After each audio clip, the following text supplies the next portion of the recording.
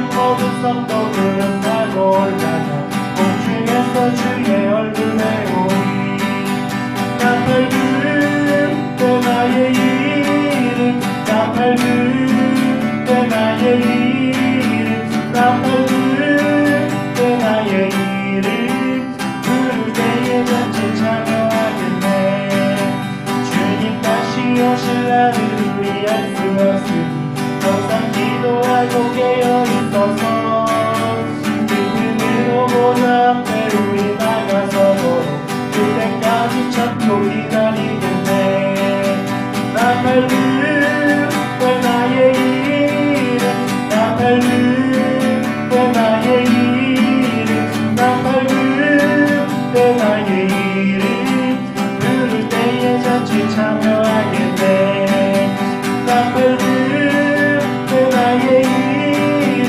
나 밝은 때 나의 이름 나 밝은 때 나의 이름 부를 때에 전체 참여하겠네 나 밝은 때 나의 이름 나 밝은 때 나의 이름 나 밝은 때 나의 이름 부를 때에 전체 참여하겠네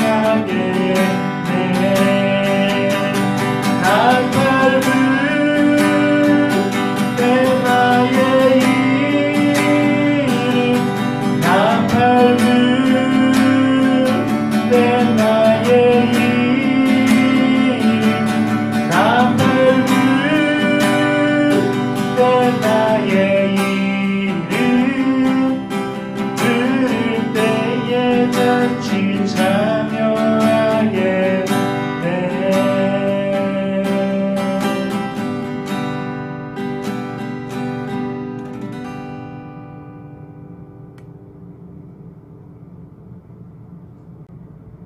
함께 말씀 보겠습니다. 오늘 말씀은 신약성경 데살로니가 후서 1장 3절부터 12절 말씀입니다.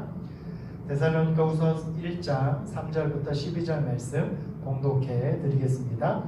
형제들아 우리가 너희를 위하여 항상 하나님께 감사할지니 이것이 당연함은 너희의 믿음이 더욱 자라고 너희가 다 각기 서로 사랑함이 풍성함이니 그러므로 너희가 견디고 있는 모든 박해와 환난 중에서 너희 인내와 믿음으로 말미암아 하나님의 여러 교회에서 우리가 친히 자랑하노라.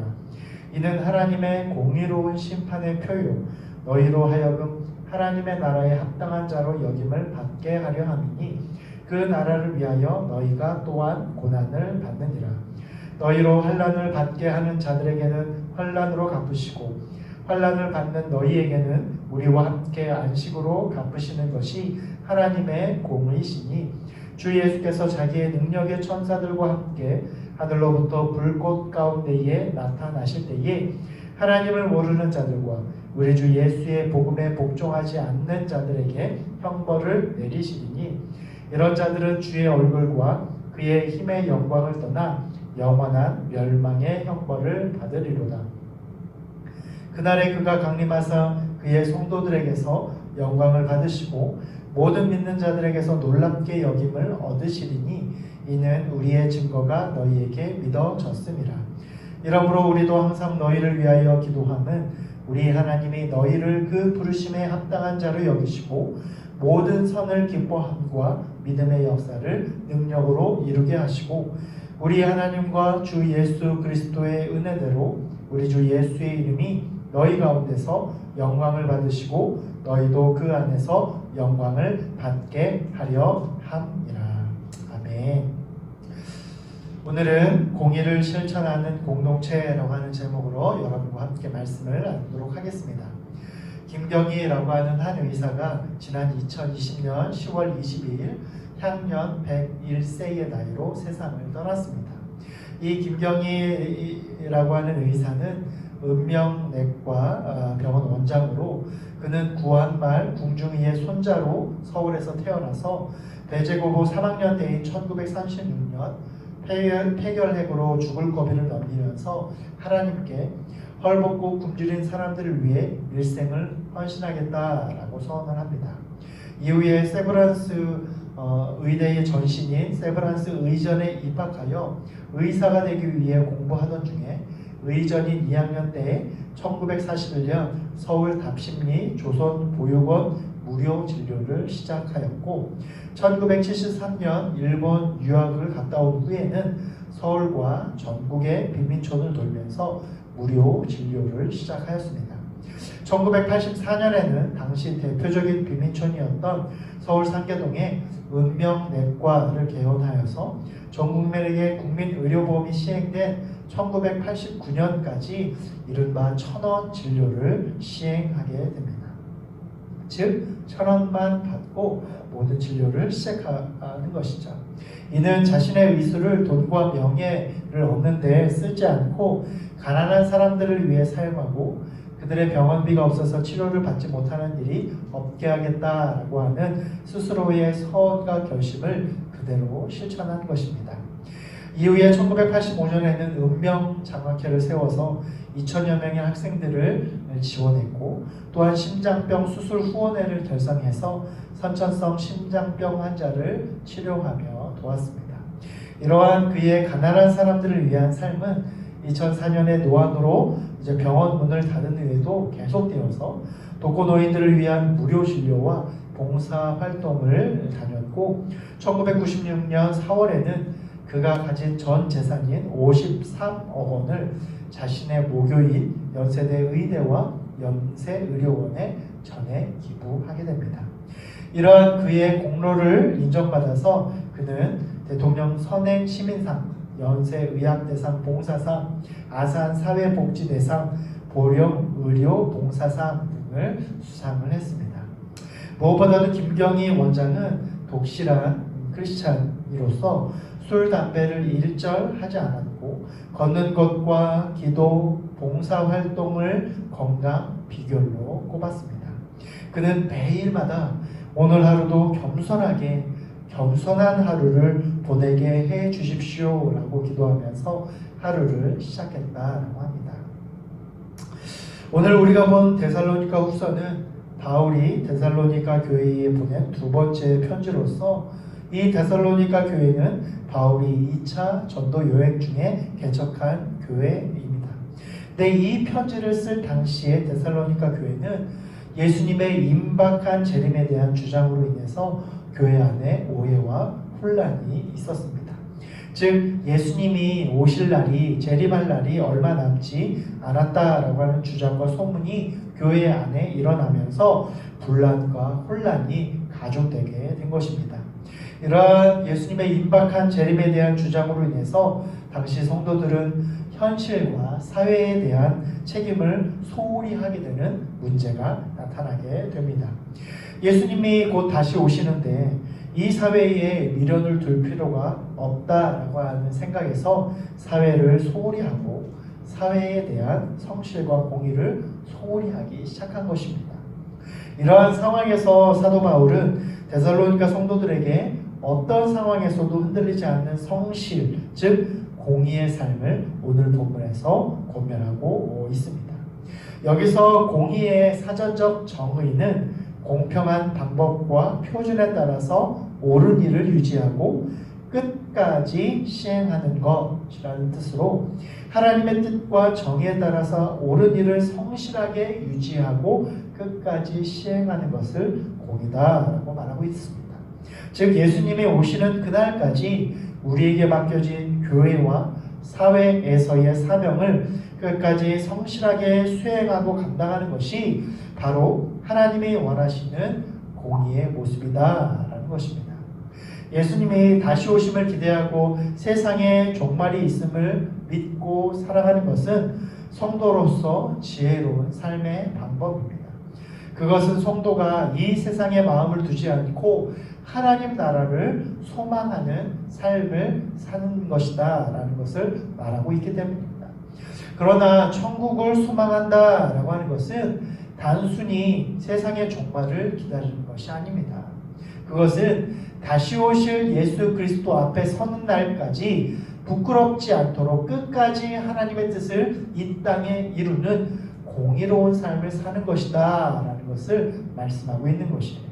즉 예수님이 언제 다시 오실지는 알 수 없지만 예수님이 바로 내일 오신다라고 할지라도 우리는 오늘 하나님의 명령을 끝까지 붙들고 살아가고 우리에게 주신 사명을 끝까지 감당하는 삶을 살아가는 것이 바로 예수님의 재림을 기대하는 성도의 올바른 자세다라는 것입니다. 오늘 이 시간 본문을 통해서 하나님이 원하시는 공의의 삶이 무엇인지 함께 살펴보면서 내 삶의 모습을 다시 한번 점검할 수 있기를 바랍니다. 먼저 하나님이 원하시는 공의의 삶은 변함없는 성실한 삶임을 기억하시길 바랍니다. 공의를 이루는 삶은 변함없는 성실을 기본으로 하는 삶입니다. 공의의 삶은 하나님 나라를 위해서 겪는 고난을 이해하고 인내하는 믿음의 삶으로서 그 현재적 고난을 믿음으로 인내하는 성실함입니다. 즉 지금의 고난과 어려움을 믿음으로 그리고 그 믿음의 성실함으로 이해하고 극복할 때에 그것이 하나님으로부터 공의의 삶으로 인정받게 된다라고 하는 것입니다. 오늘 본문 5절에 보면 인내와 믿음은 하나님의 공의의 심판의 표이며 하나님 나라에 합당한 자격이다라고 말씀합니다. 이사야서 11장 5절에서는 메시아는 공의로 그의 허리띠를 삼으며 성실로 그의 몸의 띠를 삼으리라 라고 말씀합니다. 또한 사도 베드로도 베드로전서 2장 19절에서 부당하게 고난을 받아도 하나님을 생각함으로 슬픔을 참으면 아름답다라고 권면합니다. 5만 번의 기도 응답을 받은 조지 밀러 목사님도 우리의 연약함은 예수 그리스도의 능력이 나타날 기회이며 우리의 고난과 연약함이 크면 클수록 우리의 믿음과 삶에 더 큰 유익이 된다라고 말씀합니다. 오늘 본문 7절에서도 하나님은 고난당하는 성도들에게 하나님의 안식으로 갚으시는 것이 바로 하나님의 공이다라고 말씀합니다. 여러분, 고난은 성실한 믿음을 소유한 자와 그렇지 못한 자를 구분하는 기준이 될 수 있음을 기억하시길 바랍니다. 고난은 믿음과 인내로 이기는 자에게는 하나님은 공의와 성실로 보답하시며 안식과 평안으로 갚아주시는 분이심을 기억하고 어떤 상황에서도 변함없는 성실한 믿음과 인내로 하나님의 안식을 얻고 하나님이 기뻐하시는 공의의 삶을 사는 저와 여러분 될 수 있기를 간절히 소망합니다. 비록 오늘 우리가 고난당하는 어려움이 있을지라도 그것이 우리의 믿음의 연단함과 성실함으로 하나님께서 갚아주심으로 종국에는 하나님께서 안식과 평안함으로 우리에게 갚아주실 것을 기대하고 소망하며 그 믿음으로 인내하고 그 믿음으로 성실한 믿음으로 하나님께 인정받게 되어지는 저와 여러분 될 수 있기를 간절히 소망합니다. 두 번째로 하나님이 원하시는 공의의 삶은 공의의 하나님을 온전히 신뢰하는 것입니다. 공의의 하나님을 신뢰한다라고 하는 말의 의미는 뭐냐면 지금의 상황과 환경이 비록 힘들고 억울하고 답답할지라도 주님이 다시 오시는 날에 주님께서 우리의 모든 이러한 억울함과 힘듦과 고난과 답답함을 다 갚아주실 것이다 라고 하는 믿음을 갖고 있는 것이에요. 마태복음 5장 45절에 보면 하나님은 악인과 선인 모두에게 공의로운 분이다 라고 말씀하고 있습니다. 또 신명기 32장 4절에서도 하나님은 행하신 모든 일이 완전하고 정의롭고 진실하고 거짓이 없는 분이시기 때문에 공의롭고 바르시다라고 말씀합니다. 이와 같은 말씀처럼 하나님은 반드시 마지막 날에 공의를 우리의 삶에 베푸시고 갚아주실 것임을 믿고 하나님을 온전히 신뢰하는 것이 바로 하나님이 원하시는 공의의 삶이다라는 것입니다. 세계의 문호 세익스피어는 말하기를 강력한 이유는 강력한 행동을 낳는다라고 말합니다. 이것은 행동의 동기가 강력하면 강력할수록 그 동기에 따른 행동도 강력해진다라고 하는 뜻으로 우리가 하나님과 하나님의 공의에 대한 강력하고 온전한 신뢰를 한다라고 한다면 그것이 우리가 더 강력한 영적인 삶을 살 수 있는 동력이 된다라고 하는 것입니다. 우리가 행하는 모든 영적인 삶에 있어서 하나님이 우리에게 이 모든 것을 들어주시고 갚아주신다라고 하는 것이 우리의 온전한 신뢰의 그러한 신뢰함이 있다라고 한다면, 그리고 우리가 이유가 된다라고 한다면 우리의 삶에서 어떠한 상황 가운데 있어도 하나님을 향한 영적인 삶을 강력하게 이루어 나갈 수 있다라고 하는 것입니다. 여러분, 요한복음 5장 29절에서 선한 일을 행한 자는 생명의 부활로, 악한 일을 행한 자는 심판의 부활로 나오리라 라고 하는 말씀을 기억하고, 우리 하나님은 그 공의로움으로 반드시 하나님의 자녀와 그렇지 못한 자를 심판하신다 라고 하는 믿음을 가지고 공의의 하나님을 온전히 신뢰함으로 오늘도 하나님의 공의를 이루는 삶을 사는 저와 여러분 될 수 있기를 간절히 소망합니다. 공부를 열심히 하는 친구가 시험을 100점을 받고 또 좋은 곳으로 진학하고 그의 삶에 하나님이 주신 비전을 향해서 열심히 공부하는 이유도 이 공부가 나중에 나의 삶에 큰 영향을 미칠 것이다 라고 하는 믿음 때문에 하는 것이죠. 마찬가지로 우리가 하나님 앞에 공의의 삶을 살면 하나님이 반드시 우리에게 갚아주시고, 어떠한 상황과 고난과 어려움 가운데에서도 우리가 하나님을 온전히 신뢰한다라고 한다면 하나님이 반드시 우리의 믿음을 보시고 갚아주실 것이다 라고 하는 믿음만 갖고 있으면 우리가 상황 가운데 있어도, 어려운 환경 가운데 있어도, 고난 가운데 있을지라도 하나님을 향한 믿음의 삶, 공의의 삶을 살아갈 수 있다라고 하는 것입니다. 우리에게 반드시 우리의 믿음을 갚아주시는 하나님을 신뢰하고 오늘도 하나님의 뜻을 기뻐하는 공의의 삶을 살아갈 수 있는 저와 여러분 될 수 있기를 간절히 소망합니다. 마지막으로 하나님이 원하시는 공의의 삶은 삶 속에서 하나님께 영광 돌리는 선교적인 삶이다라는 것입니다. 공의의 삶은 오직 하나님께 영광 돌리는 삶이며 그 영광은 곧 장차 나에게 주어질 하나님의 축복임을 알고 오늘 하루를 그 영광 가운데 사는 것입니다. 오늘 본문 12절에서 사도 바울은 우리 주 예수의 이름이 너희 가운데서 영광을 받으시고 너희도 그 안에서 영광을 받게 하려 함이라 라고 권면합니다. 이것은 하나님의 자녀들이 하나님께 찬양과 영광을 돌리면 하나님도 자녀들에게 영광을 얻게 하신다라는 것입니다. 즉 삶 속에서 영광과 존귀를 하나님께 올려드리는 성도는 그 자신도 하나님의 영광과 존귀를 얻게 된다는 것입니다. 다윗은 시편 106편 3절에서 정의를 지키는 자들과 항상 공의를 행하는 자는 복이 있다라고 노래하고 있고, 솔로몬은 잠언 21장 21절에서 공의와 인자를 따라 구하는 자는 생명과 공의와 영광을 얻는다라고 고백합니다. 성도들은 하나님의 공의의 삶을 통해 주어지는 하나님의 영광을 바라보며 하나님이 주신 선교적인 삶명, 즉 이 세상에서 하나님께 영광 돌리고 하나님의 이름을 높이고 증거하는 사명을 실천하는 삶을 살아야 한다라고 하는 것입니다. 즉 공의의 삶은 하나님의 이름을 높이고 영광 돌리는 삶을 삶으로 하나님의 이름이 우리의 모습과 삶을 통해 영광 받으시고 증거되는 삶을 사는 것이고, 그러한 삶을 살 때에 하나님도 우리에게 영광으로 덮어주신다라고 하는 것입니다. 사랑하는 여러분, 공의를 실천하는 삶은 하나님의 선교적 부르심에 합당한 자가 되어서 하나님의 모든 선을 기뻐하고 믿음의 역사를 능력으로 이루고 행하며 자신의 일상에서 구체적인 선교적 삶을 실천하며 사는 삶임을 기억하고 우리 모두 하나님께 영광 돌려 하나님의 선교적 사명을 감당하는 공의의 삶을 살아갈 수 있는 저와 여러분 될 수 있기를 간절히 축원드립니다. 기도하시겠습니다. 하나님 감사합니다. 오늘도 우리 가운데 말씀하여 주시고 말씀 붙들고 기도할 수 있도록 인도하여 주심에 감사를 드립니다.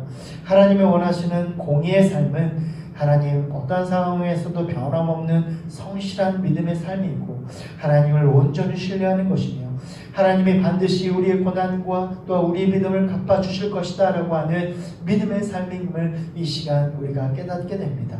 하나님, 우리가 상황과 환경 가운데에 우리의 마음과 우리의 믿음이 요동하는 연약한 믿음이 있지 않게 하시고, 오직 어떠한 상황 가운데에서도 성실함으로 그리고 온전함으로 하나님을 신뢰하고 굳센 믿음으로 말미암아, 견고한 믿음으로 말미암아 하나님께 영광 돌림으로 하나님이 우리에게 영광을 주시고, 또 하나님이 우리에게 평안과 위로하심으로 갚아주시고 하나님의 놀라운 은혜로 우리를 갚아주시는 그러한 믿음의 삶을 살아갈 수 있는 우리 모두가 되게 하여 주시옵소서. 주님을 따르는 우리 모든 성도들, 온전한 믿음은 바로 우리에게 주신 사명을 온전히 감당하는 것임을 기억하고, 오늘 하루도 우리의 삶 가운데에 하나님의 뜻을 실천하며 믿음을 실천하며 하나님께 영광 돌리며 하나님이 기뻐하시는 공의의 삶을 살아갈 수 있는 우리 모두가 되어줄 수 있도록 인도하여 주시옵소서. 우리가 하나님 앞에 영광 돌리는 삶을 살아갈 때에 우리도 주님 안에서 주님의 영광을 얻게 하시고 주님의 축복을 얻게 하시고 주님의 평안과 위로와 은혜를 얻는 귀한 삶을 살아갈 수 있는 우리 모두가 되게 하여 주시옵소서. 그렇게 하실 주님을 기대하고 소망하고 감사드리며 예수님의 이름으로 기도드립니다.